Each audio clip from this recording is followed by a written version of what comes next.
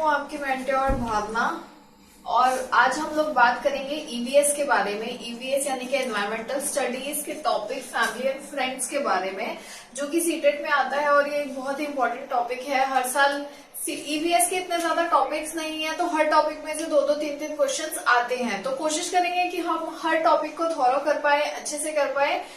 आप इस वीडियो को पूरा देखिएगा, स्किप मत करिएगा, वरना जो पहले समझाया है वो आपका मिस हो जाएगा और सिर्फ बीच बीच से आपको जो चीजें हैं वो समझ में थोड़े थोड़े पार्ट्स में आएंगी।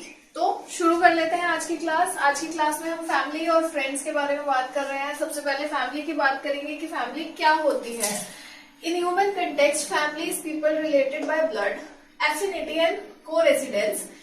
दे have feeling of love, cooperation, attachment and care. Human context में यानी कि इंसानों के कॉन्टेक्स्ट में जब हम बात करते हैं तो परिवार जो है, फैमिली जो है, ऐसे लोग कहलाते हैं जो कि हमारे ब्लड से रिलेटेड हैं, जिनके साथ हम रहते हैं या जिनसे शादी करके हमारा रिश्ता जुड़ा है। उन लोगों में जो फैमिली होती है उनमें आपस में प्यार की भावना होती है, वो लोग कोऑपरेट करते हैं, आपस में कोऑपरेशन होता है, अटैचमेंट होता है और एक दूसरे की केयर करते हैं। ये हमारी फैमिली की डेफिनेशन हो गई। Family is the primary institution for socialization. Primary institution means कि बच्चे के लिए वो एक प्राइमरी इंस्टीट्यूशन है, सबसे पहला इंस्टीट्यूशन है जहाँ पे बच्चा सोशलाइज होना शुरू होगा, जहाँ पे उसे आसपास के लोग मिलेंगे, वो नई चीजें सीखेगा। वो सबसे पहली जगह कौन सी होगी किसी भी बच्चे के लिए? Family. It plays a vital role in shaping individuals first place where human first learn to live collectively. वो कहते हैं ये जो है एक बहुत ही इम्पोर्टेंट जो रोल प्ले करती है जो फैमिली है एक बच्चे को शेप करने में, क्योंकि ये पहली जगह होती है जब बच्चा कलेक्टिवली रहना सीखता है, यानी कि इकट्ठे बहुत सारे लोगों के साथ रहना सीखता है। तो जब वो इतने लोगों के बीच में रहता है तो उनसे नई नई चीजें उसे सीखने को मिलती है, डेवलप होने को मिलता है और उसे through society with the help of others वो दूसरों से नई नई चीजें सीख लेता है। कितने तरह की फैमिली होती है ये बात कर लेते हैं। सबसे पहले हमारी आती है न्यूक्लियर फैमिली, जिसे हम कॉन्जुगल फैमिली भी कहते हैं। न्यूक्लियर फैमिली को ही कॉन्जुगल फैमिली कहते हैं, ये चीज याद रखिएगा। कॉन्जुगल और न्यूक्लियर सेम चीज है। न्यूक्लियर फैमिली का मतलब होता है when parents live with there unmarried kids. जब माँ बाप अपने अनमैरिड यानी कि शादीशुदा, जिनकी शादी नहीं हुई है, ऐसे बच्चों के साथ रहते हैं, वो हमारी न्यूक्लियर फैमिली कहलाती है। न्यूक्लियर फैमिली का ट्रेंड इंडिया में काफी टाइम से बहुत ज्यादा चलन में है। लोग अपने पेरेंट्स के साथ नहीं रहते हैं, अलग रहते हैं, बट फिर भी जो हमारा पहले का ट्रेंड था ज्वाइंट फैमिली वाला, वो आज भी बहुत से लोग हैं जो उसको मानते हैं।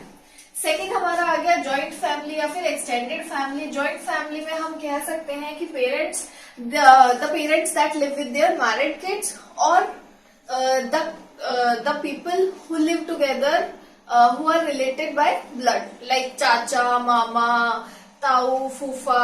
जो एक्सटेंडेड फैमिली होती है वो हमारे थोड़े दूर के रिश्तेदार हो जाते हैं। सपोजिंगली बुआ है, फूफा है, मौसी है, मौसा है। जब वो सब लोग इकट्ठे रहते हैं वो एक्सटेंडेड फैमिली हो जाती है। और जॉइंट फैमिली मतलब कि जब पेरेंट्स अपने शादीशुदा बच्चों के साथ रहते हैं वो एक जॉइंट फैमिली कहलाती है। तीसरी हमारी आती है मैट्रीलोकल फैमिली। मैट्रीलोकल फैमिली की क्या खासियत है कि इस फैमिली में मदर हेड होती है, मदर हेड करती है इस फैमिली को, यानी कि मदर इनकी हेड होगी और वो फैमिली को चलाएगी। इंडिया जो है वो एक पैट्रियार्कल कंट्री है, ये हम सभी जानते हैं, बट इंडिया में कुछ स्टेट्स ऐसे हैं जहाँ पे आज भी मैट्रीलोकल फैमिलीज होती है, यानी कि वहां पे औरत जो है वो हेड करती है फैमिली को। पिता का नाम वंशजों के रूप में नहीं चलता है, माँ का नाम चलता है, तो उस फैमिली को हम मैट्रीलोकल फैमिली कहते हैं। चौथी हमारी हो गई पैट्रीलोकल फैमिली, जहाँ पे हमारे फादर हेड होते हैं, जो most of the India follow करता है। इंडिया क्या वर्ल्ड वाइड ये चीज ज्यादा फॉलो होती है कि बच्चे जो है वो पापा का नाम लेके आगे चलते हैं, वंशज बनते हैं। तो यहाँ पे पिताजी जो है वो फैमिली हेड करते हैं, उनके डिसीजन सबसे पहले माने जाते हैं और ये पैट्रियार्कल सोसाइटी का एक बहुत बड़ा फीचर है। तो ये पैट्रीलोकल फैमिली हमारी हो गई। कॉन्संग्यूनियस फैमिली ये क्या होती है? It is of people of same blood descending from the same ancestor that live together. हमारे एंसेस्टर्स जब सेम है, सपोजिंगली मेरे दादा चले गए उनसे मेरे पापा आए, मेरे चाचा आए, मेरे एक और चाचा आए, फिर उनके बच्चे, मैं, चाचा, दोनों चाचा के बच्चे, जब वो सब लोग इकट्ठे रहते हैं जिनके एंसेस्टर सेम है, उससे वो डिसेंड हुए हैं, वो हमारी कॉन्सेंगुइनस फैमिली कहलाती है, जिनका खून सेम है। यानी कि ये मैरिज की बात नहीं यहाँ पे हो रही है, सिर्फ जिनका खून सेम है उसकी बात यहाँ पे हो रही है, किनशिप की बात हम नहीं कर रहे हैं। ये 5 तरह की फैमिली मैंने आपको बता दी है, फैमिली की डेफिनेशन मैंने आपको बता दी है। अगर आपको कुछ समझ नहीं आया है तो आप मुझसे कमेंट सेक्शन में कमेंट करके पूछ सकते हैं। अब हम फैमिली के कैरेक्टरिस्टिक्स देखते हैं कि क्या क्या खासियत होती है एक फैमिली के अंदर। अब हम कैरेक्टरिस्टिक्स ऑफ फैमिली की बात कर लेते हैं। कैरेक्टरिस्टिक्स ऑफ फैमिली यानी कि फैमिली की क्या खासियत है। सबसे पहले वो बोलते हैं कि हेरिडिटी रिलेशंस होते हैं, यानी कि पुश्तों से चलते हुए आ रहे रिश्ते होते हैं, दादा परदादा, उनके दादा, तो वैसे रिश्ते होते हैं। और साथ साथ जो हमारे ट्रेड्स होते हैं, कुछ खासियत होती है, वो पर जनरेशन हम पास ऑन करते रहते हैं, लाइक फिजिकल फीचर्स या कुछ स्पेशलिटीज होती हैं। जो लोग सिंगर्स होते हैं उनके जब हम पुरखों से चले आते हैं तो साथ साथ उनके बच्चों में भी वो एक गुण पाया जाता है। सब में हो सकता है कि ना हो, ज्यादातर में ऐसा होता है। इकोनॉमिक फंक्शन में वो बात करता है कि फैमिली जो है वो किसी ना किसी इकोनॉमिक एक्टिविटी में पार्ट लेके, मतलब फैमिली मेंबर्स जो है वो अलग अलग इकोनॉमिक एक्टिविटी में पार्ट लेके एक दूसरे को हेल्प करते हैं इकोनॉमिकली और सरवाइव करने में, ताकि वो सब लोग साथ में सरवाइव कर सके। इकोनॉमिक फंक्शन के अंदर वो कहता है कि एक फैमिली है जिसके अलग अलग मेंबर हैं, वो जाते हैं बाहर, कमाते हैं, पैसे लाते हैं और सारी फैमिली मिलके एक दूसरे को मदद करती है कि वो फैमिली अच्छे से चल सके। इसेंशियलिटी ऑफ मैरिज मतलब कि रिप्रोडक्शन की यहाँ पे बात हो रही है। रिप्रोडक्शन का मतलब है कि अपनी पुश्तों को आगे बढ़ाना या फिर to reproduce means to have a child. वो बोल रहे हैं कि रिप्रोडक्शन जो है वो एक फंक्शन है जो ह्यूमंस नहीं है, एनिमल्स में भी बहुत ज्यादा इम्पोर्टेंट है। इसेंशियलिटी ऑफ मैरिज इसलिए है कि अगर हमें अपनी फैमिली को चलाना है, हेरिडिटी रिलेशंस भी तो तभी बनेंगे जब आगे बच्चे होंगे, तो इसलिए हमारे लिए इम्पोर्टेंट है कि फैमिली मेंटेन रहे। उसके लिए हमें शादी करते रहना पड़ेगा। मतलब अभी मैंने शादी करी, फिर मेरे बच्चे होंगे, उनकी शादी होगी, उनके बच्चे होंगे, उनकी शादी होगी, उस तरह की बात यहाँ पे हो रही है। सोशल सिक्योरिटी मीन्स की सोसाइटी में एक सिक्योरिटी रहती है। जो लोग हैं हमारी सोसाइटी में, अगर आप अकेले रहते हैं तो 100 तरह की चीजें हैं, 100 तरह के डर हैं, अलग अलग तरह की टेंशन से इंसान को बहुत सारी बीमारियां हो जाती हैं। जब हम सोशल सिक्योरिटी की बात करते हैं तो यानी कि जब हम एक फैमिली में रहते हैं, हमारे पास फ्रेंड्स और ऐसे मेंबर्स होते हैं जिनके साथ हम अपनी बातें शेयर कर सकते हैं, उससे बहुत सी चीजें हमारी जो खराब हो सकती हैं वो नहीं होंगी और फैमिली जो है हमें प्रॉपरली सपोर्ट करेगी। ये कैरेक्टरिस्टिक्स देख लिया हमने फैमिली की। जो खासियत होती है फैमिली की वो मैंने आपको समझा दी है। अब देखते हैं फैमिली का क्या फंक्शन है। फंक्शंस ऑफ फैमिली के अंदर हम 3 लोगों की डेफिनेशंस देखेंगे कि वो फंक्शंस ऑफ फैमिली को कैसे डिस्क्राइब करते हैं। मैक्लेवर की, ऑकबर्न एंड निम्कोफ की, हैंडबर्ग की। तो देखते हैं सबसे पहले कि मैक्लेवर क्या कहता है। मैक्लेवर कहता है कि he divided the functions of family into 2 forms, essential and non essential. MacIver ने फैमिली को फंक्शंस को 2 फॉर्म्स में डिवाइड किया था, एसेंशियल यानी कि जरूरी, नॉन एसेंशियल यानी कि गैर जरूरी। एसेंशियल में हमारा आता है economic function, reproduction function, education function और सेक्सुअल फंक्शन। वो कहते हैं कि एसेंशियल है कि फैमिली के लिए इकोनॉमिकली फंक्शन करना, पैसे कमाना, एक दूसरे की मदद करना, रिप्रोडक्शन करना यानी कि रिप्रोड्यूस करना, चाइल्ड बर्थ करना, एजुकेशन बच्चों को एजुकेट करना और सेक्सुअल फंक्शन यानी कि रिप्रोडक्शन वाला फंक्शन। नॉन एसेंशियल है रिक्रिएशनल फंक्शन। रिक्रिएशनल फंक्शन होते हैं things that we do for fun. तो ऐसी चीजें जो हम सिर्फ फन के लिए करते हैं वो हमारे लिए नॉन एसेंशियल है, गैर जरूरी है अकॉर्डिंग टू मैक्लेवर। सेकंड देखते हैं ऑकबर्न एंड निम्कोफ क्या कहते हैं। ऑकबर्न एंड निम्कोफ कहते हैं he categorised the family function into affectional, economic, protective, religious, educational and recreational domain. Almost इन्होंने भी इनके वाली ही बात करी है। ऑकबर्न एंड निमकॉफ ने फैमिली फंक्शन को कैटेगराइज किया है अफेक्शनल यानी कि एक दूसरे के प्रति अफेक्शन होना, प्यार की भावना होना, इकोनॉमिक यानी कि पैसे से एक दूसरे की मदद करना, प्रोटेक्टिव एक दूसरे को प्रोटेक्ट करना, रिलीजियस एक धर्म को मानना, एजुकेशनल एक दूसरे की पढ़ाई में मदद करना, रिक्रिएशन यानी कि फन एक्टिविटीज करना। हर्नबर्ग कहते हैं कि he divided the family function into 4 parts. उन्होंने भी 4 हिस्सों में डिवाइड करा मैक्लेवर की तरह। 4 हिस्सों में इन्होंने क्या बात करी? Primary group satisfaction. Primary group satisfaction यानी कि प्राइमरी ग्रुप हमारा कौन सा होता है? जो हमारी फैमिली है उसको सेटिस्फैक्शन मिलना चाहिए। Cooperation and division of labour, cooperate करती है फैमिली एक दूसरे के साथ, काम में हाथ बटाती है। डिवीजन ऑफ लेबर होता है यानी कि काम बटा हुआ होता है कि चलो घर में अगर 10 औरतें हैं तो वो ये काम कर लेंगी, 10 आदमी है तो वो ये काम कर लेंगे, और बच्चे हैं तो बच्चे ये काम कर लेंगे, इस तरीके से। थर्ड है care and training of children, बच्चों की केयर करना और उन्हें ट्रेन करना बारी बारी से। और फोर्थ है हमारा regulation of sexual behaviour and reproduction यानी कि रेगुलेट करना किसी का सेक्सुअल बिहेवियर या रिप्रोडक्शन के लिए उसको हेल्प करना या उसको रेगुलेट करना, उसको बताना। तो ये हमारे फंक्शंस ऑफ फैमिली हो गए। अब हम नेक्स्ट टॉपिक पे मूव करते हैं। अब हम contribution of family in development of child की बात कर लेते हैं, यानी कि फैमिली क्या कंट्रीब्यूट करती है, क्या हेल्प करती है एक बच्चे को डेवलप होने में, उसके बारे में बात करेंगे। It is the first school of wisdom, most important social organization. ये पहला स्कूल ऑफ विजडम होता है, बच्चा पहली बार यहाँ पे सीखता है, फैमिली से सबसे पहले सीखता है। और सबसे इम्पोर्टेंट सोशल ऑर्गेनाइजेशन होती है। बच्चा जिस परिवार से आता है वो एक बहुत ही इम्पोर्टेंट रोल प्ले करता है उसके डेवलपमेंट में भी, और उसके सोशल और इकोनॉमिक स्टेटस जो बाद में वो अचीव करता है उसके अंदर भी। Education begins at home, qualities like sacrifice, love, brotherhood etcetera are taught.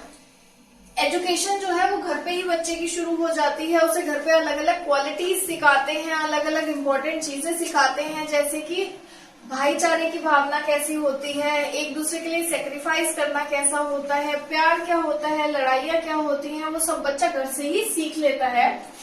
Discipline and difference between the truth and false, justice and justice, good and bad etcetera. Discipline सीखता है वो, डिफरेंस यानी कि डिसिप्लिन रहना, सही तरीके से रहना, और सही और गलत के बीच में डिफरेंस सीखता है कि कहाँ गलत है कहाँ सही है, क्या जस्टिस हो रहा है, किसे न्याय मिल रहा है किसे नहीं मिल रहा है। ट्रूथ और फॉल्स, सच और झूठ के बीच में भी वो फर्क घर से ही सीख लेता है। Base of social life, family is a base of our social life, it is considered as an effective and important tool.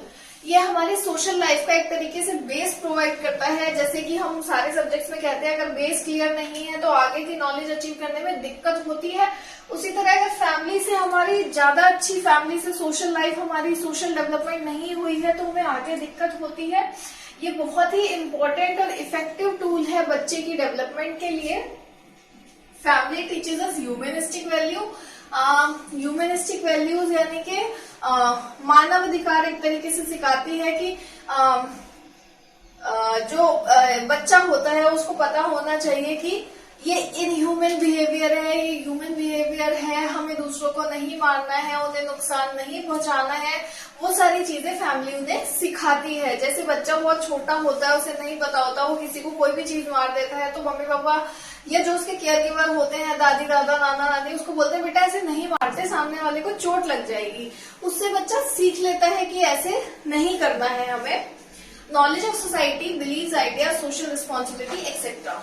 Family से ही हमें सोसाइटी की नॉलेज मिलने लगती है, यानी कि हमारी सोसाइटी किन बिलीव्स पे आधारित है, उनकी क्या नॉलेज है, कैसा कल्चर है, कैसे लोग रहते हैं, वो हमें अपने फैमिली से ही पता लगने लगता है।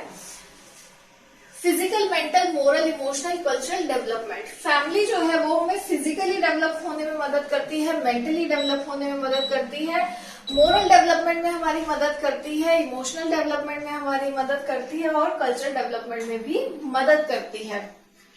Form of guidance from for raising children, यानी कि गाइड करती है वो बच्चों को कि अभी आप बड़े हो रहे हो, आपको ये नहीं करना, ये गलत है, आपको ये नहीं करना, ये सही है। इस तरीके से फैमिली जो है बेसिकली गाइड करती है बच्चों को।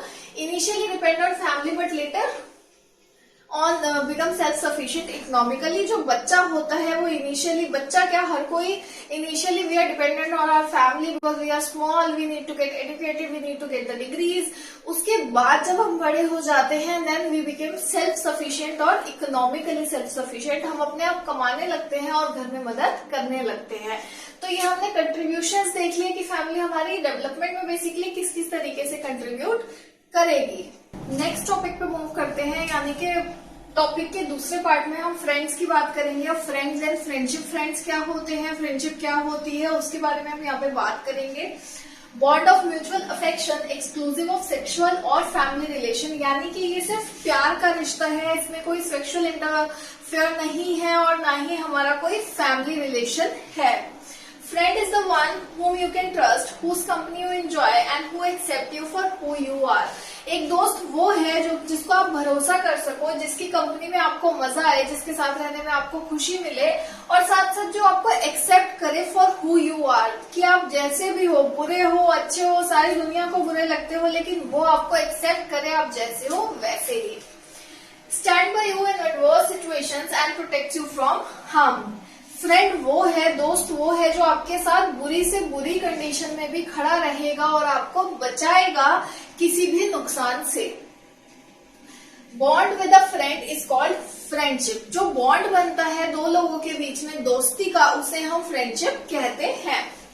Only relation in the world where we can select our partner. Everyone is free to select anyone, you can't force someone and befriend them. एक इकलौता ऐसा रिश्ता जहां पे हम अपना पार्टनर खुद चुन सकते हैं। सब फ्री है कि हम किसी को भी दोस्त बना सकते हैं, हर इंसान अपनी मर्जी से अपने दोस्त चुन सकता है। हम फोर्सफुली किसी को बीफ्रेंड नहीं कर सकते, किसी को दोस्त नहीं बना सकते। It helps child to develop better overall and protect from late psychological disorders, यानी कि ये बच्चे को मदद करता है डेवलप होने में ओवरऑल और बाद में होने वाले disorders, psychological disorders, for example depression है या फिर एंजाइटी है, ऐसी चीजों से दोस्त हमें बचाते हैं। जब एक इंसान के अपने दोस्तों के साथ अच्छे रिलेशंस होते हैं, वो एक अच्छे खुश माहौल में डेवलप हुआ होता है, तो उसे छोटी छोटी बातें इतनी जल्दी हार्म नहीं करती। जब एक इंसान बहुत बचपन से अकेला होता है, उसके दोस्त नहीं होते, तो उसका डेवलपमेंट भी उसी तरीके से होता है। वो ज्यादातर टाइम अकेला अपने आप में सोचता रहता है, तो बड़े होके उसको डिप्रेशन, एंजाइटी या और कोई इस तरह की बीमारी होने का खतरा ज्यादा रहता है। Plays an important role in overall development of the child, यानी कि बच्चे के ओवरऑल डेवलपमेंट में भी फ्रेंडशिप या फ्रेंड्स बहुत ज्यादा मदद करते हैं।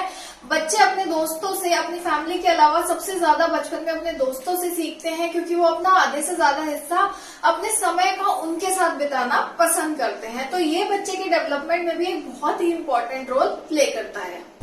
अब हम फ्रेंडशिप की बात करेंगे। फ्रेंड्स एंड फ्रेंडशिप क्या होते हैं, मैंने आपको अभी समझाया था। फ्रेंडशिप क्या होती है, उसमें एरिस्टोटल जो थे उन्होंने 3 टाइप्स बताए हैं। उन्होंने फ्रेंडशिप को 3 हिस्सों में डिवाइड किया है। सबसे पहला है फ्रेंडशिप ऑफ यूटिलिटी।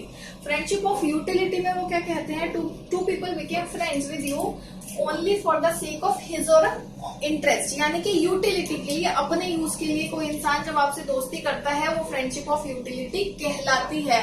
मेरा फायदा है इससे दोस्त बनने में, मेरे को प्रमोशन मिलेगी, तब मैं उससे दोस्ती करती हूँ, तो मैं उससे फ्रेंडशिप ऑफ यूटिलिटी कर रही हूँ। सेकंड हमारा है friendship of pleasure. Friendship of pleasure जो होती है वो एक्चुअल फ्रेंडशिप है, जो हम दोस्त बनाते हैं अपनी खुशी के लिए, अपने म्यूचुअल इंटरेस्ट से। हमारे कॉमन इंटरेस्ट होते हैं, खुशी के लिए, प्लेजर के लिए जो दोस्ती होती है वो हमारी फ्रेंडशिप ऑफ प्लेजर कहलाती है। थर्ड हमारा है friendship of the good. Friendship of the good basically friendship of virtue है। 2 friends who have mutual respect for one another and enjoy each others company. यहाँ पे दोस्त इसलिए बनते हैं कि वो एक दूसरे की बहुत ज्यादा इज्जत करते हैं और एक दूसरे के साथ बहुत ज्यादा बैठना पसंद करते हैं, तो वो हमारी फ्रेंडशिप ऑफ द गुड कहलाती है। ये 3 तरह की फ्रेंडशिप हो गई, मैंने आपको बता दिया। अब हम पीयर रिलेशंस के बारे में मूव करें। पीयर रिलेशंस यानी कि जो दोस्ती के रिश्ते होते हैं, बच्चे आपस में फ्रेंड्स बनते हैं, उसकी यहाँ पे बात हो रही है। It is important to help a child during the initial phase of peer association when the child finds it difficult to get along. ये बहुत जरूरी है कि हम बच्चे की मदद करें जब इनिशियली वो दूसरों से दोस्ती करना शुरू करता है, बाहर जाना शुरू करता है, क्योंकि बच्चा जो होता है उस टाइम बहुत ईगोइस्टिक होता है, उसे डिफिकल्टी होती है दूसरों से दोस्ती करने में। तो जब एक अडल्ट उसकी मदद करता है, जो उसका नोन होता है, केयर गिवर होता है, बच्चे के लिए इजी हो जाता है दूसरे बच्चे से दोस्ती करना। Children find it easier to be accepted by the peers if they are competent and demonstrate pro-social behavior at an initial stage. बच्चे जो है वो उनको लगता है आसान जब उनके peers उन्हें एक्सेप्ट कर लेते हैं, वो डेमोन्स्ट्रेट करते हैं ऐसा बिहेवियर, मतलब शो करते हैं ऐसा बिहेवियर कि प्रो सोशल बिहेवियर शो करते हैं बेसिकली इनिशियल स्टेज पे, मतलब बड़ों के जैसा कि वो फटाफट जो होता है एकदम से दोस्ती कर ली, वैसा बिहेवियर बच्चे शो करते हैं। कुछ बच्चे ऐसे होते हैं जो इनिशियल स्टेजेस से ही ये वाले बिहेवियर्स को शो करने लगते हैं। Peers facilitates antisocial behavior, parents should keep a watch। जब एडोलेसेंस में बच्चा आता है तो वो बहुत ज्यादा रिबेलियस हो जाता है हर चीज के खिलाफ। जरूरी नहीं कि हमेशा वो सही बात के खिलाफ रिबेलियस हो, गलत चीजों पे भी होता है। और बच्चे जो होते हैं बहुत जल्दी उस एज में एंटी सोशल बन जाते हैं, उनके फ्रेंड्स उसे एंटी सोशल बना देते हैं, गलत चीजें सिखा देते हैं। तो पेरेंट्स को एडोलेसेंस की एज में स्पेशली बच्चों पे ध्यान देना चाहिए कि वो कहीं किसी ऐसे इंसान के साथ तो नहीं है जो गलत उस बच्चे की आने वाली लाइफ पे, अडल्टहुड पे गलत असर छोड़ेगा या गलत छाप छोड़ेगा। तो ये चीज जो है पेरेंट्स को एक उस पर वॉच रखना चाहिए, नजर रखनी चाहिए। रिलेटिव्स एंड रिलेशनशिप्स की जब हम बात करते हैं तो रिलेटिव्स एंड रिलेशनशिप्स में आपको पता है कि रिलेटिव्स कौन होते हैं। रिलेटिव्स जिनसे हम ब्लड से रिलेटेड हैं या शादी के द्वारा वो उस घर से जुड़े हैं, तो ब्लड रिलेशंस और किनशिप की यहाँ पे बात हो रही है बेसिकली। सेकंड जो है, बच्चा जो है इन रिलेटिव्स जो होते हैं, इन रिलेशनशिप्स के थ्रू भी बहुत कुछ सीखता है। जो उसके आसपास के लोग हैं उनको देख के बहुत चीजें सीखता है, कम्युनिकेशन सीखता है, इंटरपर्सनल स्किल्स सीखता है, डेवलप करता है धीरे धीरे। He develops various attitudes towards the life, culture and society। बच्चा जो है जिंदगी की तरफ, कल्चर की तरफ और सोसाइटी की तरफ अलग अलग एटीट्यूड्स डेवलप करता है, जैसे कि वो अपने आसपास के लोगों में देखता है। अगर आसपास के लोग पॉजिटिव एटीट्यूड शो करते हैं तो बच्चा भी वैसा ही डेवलप करता है। अगर आसपास के लोग नेगेटिव एटीट्यूड शो करते हैं तो बच्चा भी वैसे ही डेवलप करता है। वर्क एंड प्ले की बात कर लेते हैं, क्योंकि बच्चे के लिए खेलना ही उसका काम है। Work is to an adult what play is to a child. बड़ों के लिए जो काम है प्ले, वही बच्चों के लिए एक तरीके से एक काम है। It helps in physical mental development and in the process of socialization of the child. जो हमारा वर्क और प्ले है वो बच्चे को बेसिकली किस चीज में हेल्प करता है, उसकी फिजिकल और मेंटल डेवलपमेंट में, उसके सोशलाइजेशन के प्रोसेस में वो बच्चे को हेल्प करता है। Adults can help in multi dimensional development. They should avoid stereotypical play activities। Adults जो हैं यानी कि हम जो बड़े हैं, हमें क्या करना चाहिए, उन्हें हेल्प करना चाहिए। उनके मल्टी डायमेंशन डेवलपमेंट हो, मतलब अलग अलग तरह की डेवलपमेंट हो, मेंटल हो, इमोशनल हो, मोरल हो, gross motor skills, fine motor skills, वो सब उसकी डेवलप हो साथ साथ। और स्टीरियोटिपिकल प्लेज एक्टिविटी जो होती है, स्टीरियोटिपिकल से मतलब है कि लड़की है तो मैं उसे डॉल ही दूंगी या डॉल हाउस दूंगी खेलने के लिए, किचन सेट दूंगी, या लड़का है तो मैं उसे रोबोट दूंगी, कार्स दूंगी। वो स्टीरियोटिपिकल एक्टिविटीज हमें बच्चों के साथ नहीं करनी चाहिए, अवॉइड करना चाहिए उन चीजों के लिए, क्योंकि फिर बच्चा अपने दिमाग में वो स्टीरियोटाइप्स बिठा लेता है कि वो लड़की है तो वो बड़े होके वही काम करेगी, लड़का है तो बड़े होके वही काम करेगा, वो चीजें। Playing is spontaneous and natural with age, it becomes more organized. Playing जो है, खेल जो है बच्चों के लिए स्पॉन्टेनियस है कि अभी ये खेलने का मन है तो मैं ये खेल रहा हूँ, अभी वो खेलने का मन है वो खेल रहा हूँ। लेकिन जैसे जैसे बच्चा बड़ा हो जाता है तो वो बहुत ऑर्गेनाइज्ड हो जाता है और एक्टिविटी ओरिएंटेड हो जाता है। बच्चा चीजों को हिसाब से ऑर्गेनाइज करके खेलने लगता है और कुछ ना कुछ एक्टिविटी अपने प्ले में करने लगता है। दो तरह के प्ले होते हैं। There are two types of play, free play and organize play. Free play is spontaneous play, बच्चे का मन है वो अंदर खेल रहा है, बाहर खेल रहा है, कोई भी गेम खेल रहा है। ऑर्गेनाइज्ड प्ले है कि पहले से सब कुछ डिसाइड हो रहा है, हम ये खेलेंगे, हम ऐसे ऐसे करेंगे, एक्शंस डिसाइड हो रहे हैं, वो हमारा ऑर्गेनाइज्ड प्ले कहलाता है। Maria Montessori has said play is the work of the child. Same बात मरिया मॉन्टेसरी ने कही थी कि प्ले जो है बच्चों के लिए एक काम है। उन्होंने ये भी कहा था activities bye children stimulate and influence the pattern of connection made between nerve cells. जो बच्चे खेलते हैं, एक्टिविटीज करते हैं, वो उन्हें बेसिकली प्रोत्साहित करती है और इन्फ्लुएंस करती है, उनके नर्व सेल में वो मोटिवेट करती है उसे। Activities help in the development of fine motor and gross motor skills, language, socialization and personal awareness. जो चीजें यहाँ पे मैंने आपको समझाई थी, एक्टिविटीज जो है बच्चों के फाइन ग्रॉस मोटर स्किल्स में डेवलपमेंट में मदद करती है, लैंग्वेज और सोशलाइजेशन में मदद करती है, और उनकी पर्सनल अवेयरनेस, उन्हें पता लगता है कि हमें हमारे आसपास की सोसाइटी कैसी है, मेरे आसपास के लोग कैसे हैं, क्या नई चीज है, क्या पुरानी चीज है, वो बच्चे सीखते हैं। It makes child active, make choice and practice actions of mastery. बच्चों को एक्टिव बनाती है। वो जब बार बार प्रैक्टिस करते हैं तो धीरे धीरे उन चीजों में मास्टरी हासिल कर लेते हैं। फॉर एग्जाम्पल, एक बच्चा एक डॉल की फोटो बना रहा है पेपर पे। जब वो शुरू में बनाएगा तो शायद वो उतनी अच्छी ना बने, जब वो उसे बाद में बनाएगा तो वो फोटो धीरे धीरे बहुत अच्छी बनने लगेगी। It links sensory, motor, cognitive, social, emotional experiences and provide actual setting for brain development. ये हमारी सारी डेवलपमेंट्स को मैच कर देता है, sensory, motor, mental, emotional, moral सबको, और एक ब्रेन को एक सेटअप देता है कि अब वो सेटअप के थ्रू डेवलप कर सकता है। तो ये हमारा वर्क एंड प्ले का टॉपिक कंप्लीट हो गया है। फैमिली एंड फ्रेंड्स में लास्ट टॉपिक की बात कर लेते हैं, importance of play in education and health.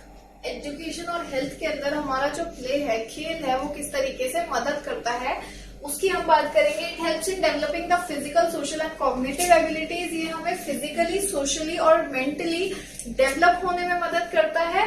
Therapeutic to child who are emotionally disturbed and have social adjustment problem. जो बच्चे खेलते हैं, खेल उनके लिए थेरेपी की तरह है, एक ऐसे सेशन की तरह है जो उन्हें मदद करता है। जो बच्चे इमोशनली डिस्टर्ब्ड होते हैं या उन्हें दूसरों के साथ एडजस्टमेंट करने में प्रॉब्लम होती है, खेल उन्हें स्टेबल बनाने में मदद करता है। It helps child remain active and acquire various physical skills. बच्चे को एक्टिव रखता है खेल, और उसे फिजिकल स्किल्स जो होती हैं वो एक्वायर करने में मदद करता है। It empowers child decision making and choices. बच्चे को डिसीजन लेना सिखाता है। गेम में जब हम चीजें चूज करते हैं तो वो भी एक डिसीजन है कि मैं चॉइसेस में से क्या चीज उठा रही हूँ। तो वो जो डिसीजन बच्चा लेता है, जो चॉइस करता है, उसे वो प्ले के थ्रू एम्पावर करता है अपने आप को। It helps in development of the brain, formal learning integrated with interactive and long lasting learning. Formal learning जो हमारी है, जो स्कूल्स में होती है या घर पे प्रॉपरली सिखाया जाता है, वो इंटीग्रेट हो जाती है, एक तरीके से इंटरेक्टिव हो जाता है एनवायरनमेंट, और वो ज्यादा दिनों तक याद रहती है। जो खेल खेल में की हुई चीजें होती हैं उन्हें बच्चे ज्यादा दिनों तक याद रखते हैं। Organized activities related to language help in language development of the child. जो ऑर्गेनाइज्ड एक्टिविटीज होती हैं, जो हम स्कूल्स में भी करते हैं, वो बच्चे को लैंग्वेज डेवलपमेंट में मदद करता है। ऐसे में गेम्स बच्चे को खिलाऊं जिससे कि उसकी भाषा में विकास हो, तो उससे उसकी जो भाषा है वो बढ़ेगी, उसका विकास होगा, लैंग्वेज डेवलपमेंट होगा, और उससे वो जल्दी सीख पाएगा। Activities like singing, storytelling, role play and creative drama can be associated with socio-economic development. It helps improve interpersonal relations. बच्चे गाना गाते हैं, प्ले करते हैं, ड्रामा करते हैं, वो उन्हें सोशो इकोनॉमिक डेवलपमेंट में मदद करता है। बाद में वो उस अपने टैलेंट के थ्रू पैसा भी कमा सकते हैं, सोशली एक्सेप्टेबल भी बन सकते हैं, और सेकंड थिंग उनके इंटरपर्सनल रिलेशंस जो हैं, दूसरों के साथ जो रिलेशन बनते हैं, वो भी इम्प्रूव हो जाते हैं। लास्ट हमारा है activities like clay modelling, painting, drawing helps in development of muscle and I hand coordination. जो हमारे ड्राइंग है, पेंटिंग है, बच्चे लिखते हैं, उससे उनका आई हैंड कोऑर्डिनेशन बन जाता है, मसल्स डेवलप हो जाते हैं हाथों के, आंखों के, और वो उसको हेल्प करता है। तो आज हमने फैमिली एंड फ्रेंड्स ईवीएस वाला टॉपिक ये कंप्लीट कर लिया है। अगर आपको कुछ भी समझ नहीं आया है या आपको कुछ सजेशन देना है तो आप कमेंट सेक्शन में लिख के मुझे बता सकते हैं। मैं कोशिश करूंगी आपके सजेशंस को फॉलो कर पाऊं। दूसरी बात, अगर आपको नोट्स चाहिए तो लिंक नीचे डाल दिया जाएगा, आप वहां से नोट्स डाउनलोड कर लीजिएगा। अगर आपको वीडियो अच्छी लग रही है तो प्लीज हमें सब्सक्राइब करें। Thank you.